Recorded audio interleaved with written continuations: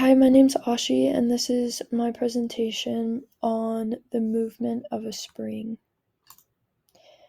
Throughout this presentation, I'll be introducing the purpose and main results of this oscillation lab, as well as important concepts which apply in this experiment. I'll go over a video of the movement of a spring being tracked via tracker. Then I'll review the computational model which I've created, and end the presentation with some follow-up questions. The purpose of this lab is to examine the energy changes involved in an oscillating mass. The main results are shown below. I've calculated these values using the data from tracker.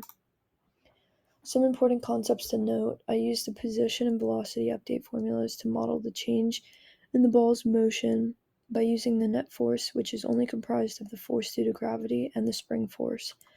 Then I calculated the change in each type of energy: kinetic energy, gravitational potential energy, and spring potential energy.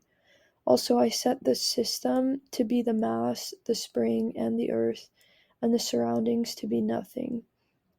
This makes the energy principle comprised of the sum of all of the energies, which we previously found and set equal to 0 because the surroundings is doing no work. This is the video of the spring which is being tracked. The X and Y position data by time is shown on the right side. While tracking these spring oscillations, I put the axes at the fixed position of the spring, so that when the spring is most stretched, it's at a more negative Y position. And I have tracked the movement of the spring mass from the bottom tip of the spring in every video frame. Using the data from tracker, I found the gravitational force, the spring constant, and the relaxed length of the spring. These values are necessary to analyze the changes in energy of the spring. Like the video of the spring moving vertically, the initial conditions of this experiment were held the same. The mass is set to 0.402 kilograms, and the gravitational constant is 9.8 meters per second. The value of the position, velocity, spring constant, and the relaxed length of the spring was found from the experimental data in the previous slide. I then found the individual energy components using the formulas documented in the previous slide, and found the total energy by computing the sum of the individual system's energies. In the while loop, I computed the force due to gravity, the spring force, and the net force by summing these two forces. I then applied the momentum principle by using the velocity and position update formulas, also mentioned in the previous slide, in order to update the mass's position and velocity. I also updated the spring by recalculating L hat, and S to find the difference from its equilibrium position. Then I found the change in each energy.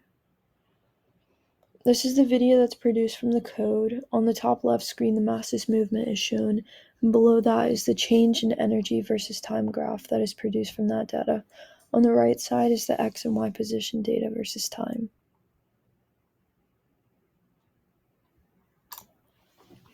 Here we can see that the change in gravitational potential energy and spring potential energy is oscillating roughly opposite to each other. You can also see that the kinetic energy is moving in the same fashion as the gravitational and spring energies, as the mass speeds up and slows down along its course. Lastly, the orange line, the total change in energy, remains fairly constant for the entirety of this experiment. This is a closer look at the position versus time graphs for the model data and experimental data from tracker.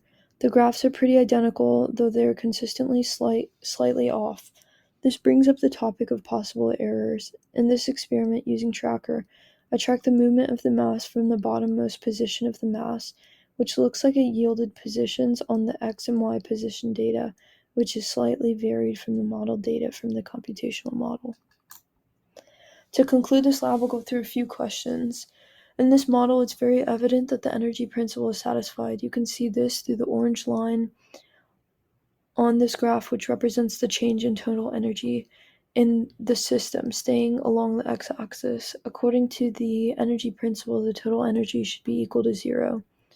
In this experiment, because the spring is in the y direction, we use the y position data to calculate the number of oscillations, which therefore gave us the spring constant and the relaxed spring length. If we had used the exposition data as shown here, because the time between oscillations is higher, the formulas for the spring constant and the relaxed spring length will yield smaller values.